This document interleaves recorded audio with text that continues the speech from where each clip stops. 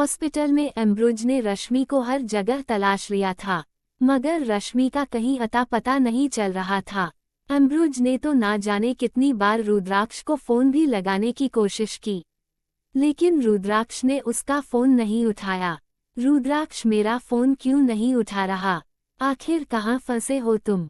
अम्ब्रोज phone लगा ही रहा था कि तभी अधिराज जी वहां आते हुए। क्या हुआ अम्ब्रोज, कुछ पता चला रश्मि बहू का?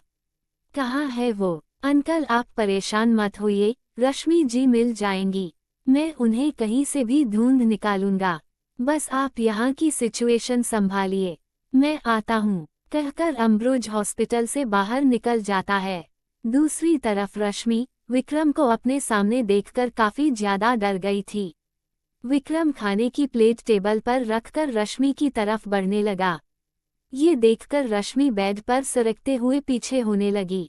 वी विक्रम, तुम वहीं रुक जाओ, पास मत आना मेरे। मगर विक्रम टेढ़ा मुस्कुराते हुए, सॉरी रश्मि बेबी, लेकिन मैं ये नहीं कर सकता। बहुत इंतजार किया है मैंने तुम्हारा, और अब जब तुम मेरे सामने हो तो मैं खुद को रोक लूं। This is not fair Rashmi baby, कहकर मुस्कुराते हुए विक्रम रश्मि की तरफ बढ़ने लगा। रश्मि पीछे खिसकते हुए बेड के किनारे पर पहुंच गई और तुरंत वो बिस्तर से नीचे उतर गई। हालांकि उसके पैरों में चोट लगी थी, मगर उस चोट के दर्द पर रश्मि का डर ज्यादा हावी हो चुका था, इसलिए उसे दर्द महसूस भी नहीं हुआ। रश्मि तुरंत बिस्तर से उतरकर दरवाजे की तरफ भागने लगी, लेकिन विक्रम ने तुरंत उसे अपनी बाहों में पकड़ लिया। रश्मि विक्रम की बाहों में छटपटाने लगी थी। रश्मि बेबी, तुम मेरी कैद से कभी बाहर नहीं भाग पाओगी। हाँ, पिछली बार तुम उस बुढ़े और बुढ़िया की वजह से तुम भाग पाई थी, क्योंकि तब वो जगह तेरी थी, मगर अब ये जगह भी मेरी है और तुम भी मेरी। कहते हुए रश्मि के गाल पर चूमने को हुआ, लेकिन तभी रश्मि ने एकदम से उसे धक्का दे दिया। रश्मि की आंखों के सामने फिर से एक बार उसके माँ बाबा का खून से लथपथ चेहरा घूम गया, और उसके सामने खड़ा विक्रम कुटिलता से मुस्कुरा रहा था। रश्मि को ये सब याद आते ही गुस्से में खौल उठी। विक्रम, तूने बहुत बड़ी गलती कर दी मेरे सामने आकर, मगर अब मैं खुद उस गलती को सुधारूंगी। तुम्हें खुद अपने हाथों से मौत दूंगी मैं, तब जाकर मेरे माँ बाबा की आत्मा को शांति मिलेगी। रश्मि गुस्से से बोली ही थी कि विक्रम जोर जोर से हंसने लगा। वो हंसते हुए एकदम किसी पागल सनकी की तरह लग रहा था। रश्मि बेबी, अच्छा मजाक कर लेती हो तुम यहाँ खुद मेरी कैद में हो और मुझे मारने की बात कर रही हो। गुड रश्मि बेबी, मैं तुम्हारी हिम्मत की भी दाद देता हूँ। चलो वैसे अब बहुत हो गई बातें, जल्दी से तुम अच्छी बेबी की तरह खाना खा लो, जो मैं तुम्हारे लिए बहुत प्यार से लाया हूँ। आओ मेरे पास बैठो, आज मैं तुम्हें खुद अपने हाथों से खिलाऊंगा। विक्रम बहुत प्यार से उसकी तरफ देखते हुए बोलता है। वहीं रश्मि गुस्से से, हम तेरे हाथ से पानी भी ना पीऊं, तू खाने की बात कर रहा है। हम भूखे मर जाएंगे लेकिन तेरे हाथों से कभी ना खाएंगे, कहकर रश्मि अपनी नजरें फेर लेती है। विक्रम रश्मि की बात सुन गुस्से से भर उठता है। तो तुम खाना नहीं खाओगी? हाँ तो ठीक है, कहते हुए विक्रम किसी को आवाज लगाता है। सुनो, सामान लेकर अंदर आ जाओ। विक्रम की आवाज से वहां उसके कुछ आदमी अपने हाथों में बड़ी सी थाल लेकर आते हैं। रश्मि उन सबको देखती है तो हैरानी से विक्रम की तरफ देखने लगती है। क्या है इसमें विक्रम, बताओ हमें, क्या है इसमें?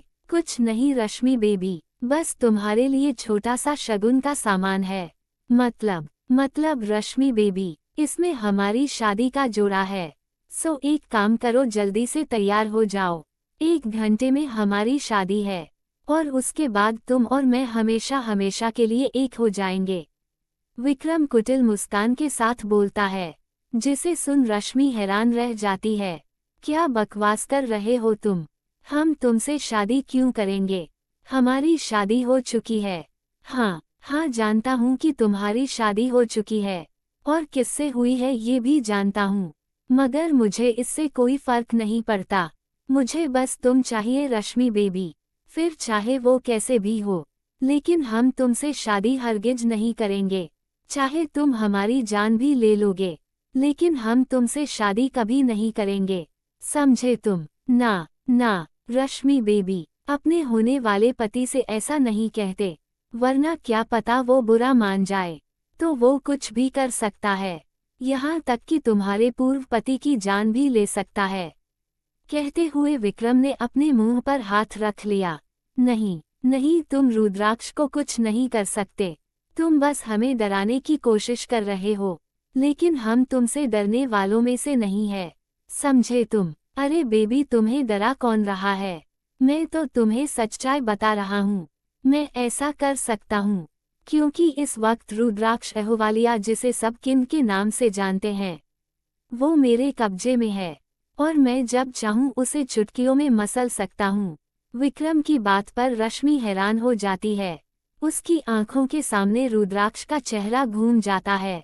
नहीं नहीं, तुम झूठ बोल रहे हो, तुम रुद्राक्ष तक कभी नहीं पहुंच सकते, क्योंकि वो, रश्मि को आगे कुछ समझ नहीं आ रहा था कि वो क्या कहें। विक्रम रश्मि की हालत देखकर मुस्कुरा दिया। क्या हुआ रश्मि बेबी, तुम्हें नहीं पता तुम्हारा पूर्व पति कहाँ है? लेकिन मुझे पता है, वो इस वक्त हमारी कैद में है। एक मिनट मेरी जान, वो देखो देखो देखो, सामने देखो, तुम्हारा पति द किंग रुद्राक्ष अहलुवालिया। कहते हुए विक्रम टीवी स्क्रीन ऑन कर देता है। हॉस्पिटल में नंदनी अभी भी बेसुध बैठी हुई थी। ऋषि को अभी तक होश नहीं आया था। रितेश को कामिनी कुछ देर के लिए अपने साथ ले गई थी। अधिराज जी भी रश्मि का पता लगाने की कोशिश में जुटे हुए थे। बाकी घर वालों को भी अभी तक रश्मि की गुमशुदगी के बारे में पता नहीं था। नहीं नहीं कमिश्नर, हमें नहीं पता हमारी रश्मि बहू कहाँ है। अगर पता होता तो मैं तुमसे हेल्प मांगता क्या? देख कमिश्नर, कुछ भी कर, जल्दी से हमारी बहू के बारे में पता कर, कुछ भी कर, जितने पैसे लगेंगे मैं पानी की तरह बहाने को तैयार हूँ, बस तू मेरी बहू को ढूंढ कर ला।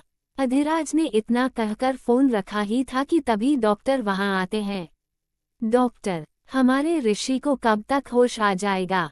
देखिए अधिराज जी, हम अपनी तरफ से पूरी कोशिश कर रहे हैं, बस आप लोग भगवान से प्रार्थना कीजिए कि बच्चे को जल्दी होश आ, वरना कुछ भी हो सकता है। कहकर डॉक्टर ऋषि के केबिन से निकलकर चले जाते हैं। अधिराज जी ये सुनकर काफी परेशान हो गए थे। एक तरफ उनकी बहू लापता थी, तो दूसरी तरफ ऋषि को अभी होश भी नहीं आया था और उस पर रुद्राक्ष का भी फोन नहीं लग रहा था। वो करे तो क्या करें, उन्हें कुछ भी समझ नहीं आ रहा था। दूसरी तरफ टीवी स्क्रीन पर एक बड़ा सा अंधेरा कमरा था, जहां बस नाम मात्र की ही रोशनी थी।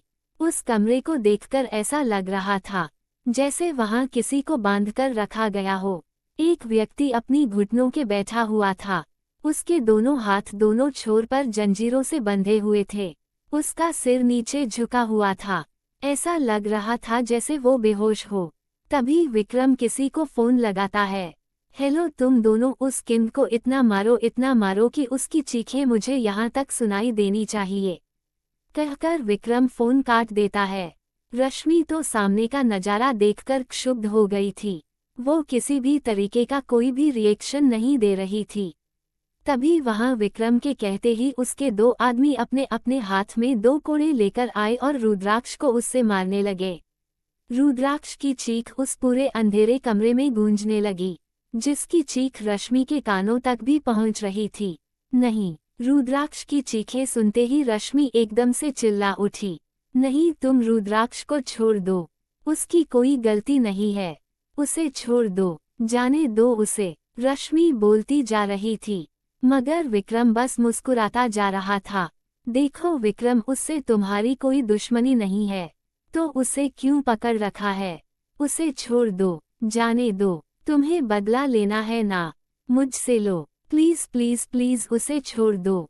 रश्मि अब विक्रम के आगे गिड़गिड़ाने लगी थी, लेकिन विक्रम के आदमी नहीं रुक रहे थे। वो दोनों लगातार रुद्राक्ष को मारते जा रहे थे, जैसे उसकी जान ही निकाल लेंगे। रुद्राक्ष, रश्मि रुद्राक्ष की हालत देख तड़प उठी थी। उसकी आंखों से आंसू गिर रहे थे।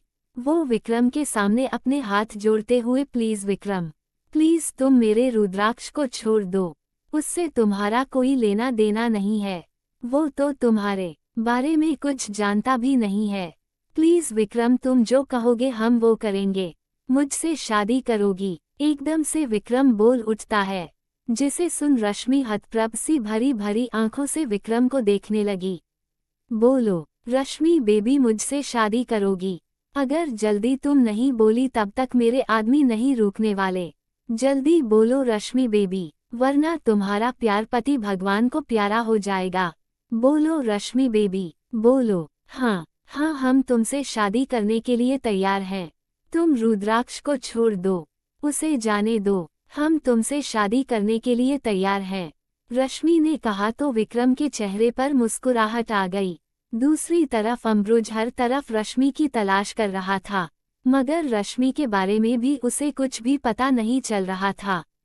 अम्ब्रोज ने अंकित को भी फोन लगा चुका था, लेकिन उसका फोन भी नॉट रीचेबल आ रहा था। कहाँ है आप रश्मि जी? कहाँ ढूंढे हम आपको? कहते हुए अम्ब्रोज अपनी कार की बोनट पर जोर से मारता है। उधर रश्मि दुल्हन की तैयार हो रही थी। मेकअप आर्टिस्ट उसे शादी के लिए तैयार कर रही थी। रश्मि इस वक्त एकदम पत्थर की तरह बन चुकी थी, जिसके अंदर कोई भी भाव नहीं होते हैं। मेकअप आर्टिस्ट ने रश्मि को पूरी तरह से दुल्हन के रूप में तैयार कर दिया था, जिसमें रश्मि काफी खूबसूरत लग रही थी। रश्मि आईने में खुद को देख रही थी, लेकिन उसे रुद्राक्ष का चेहरा नजर आ रहा था। उसकी आंखों से आंसू पानी की तरह गिर रहा था। रश्मि बस इस वक्त रुद्राक्ष के बारे में ही सोच रही थी, जब रश्मि के कमरे का दरवाजा फिर से खुला। जारी है लेखिका प्रियंका गुप्ता। आज का भाग आपको कैसा लगा कमेंट करके जरूर बताइएगा। तो मिलते हैं अगले भाग में। और जिन लोगों ने मुझे सब्सक्राइब नहीं किया है, अभी कर लीजिए, ताकि आपको मेरी कहानियों के नोटिफिकेशन सबसे पहले मिल सके। Thanks for watching.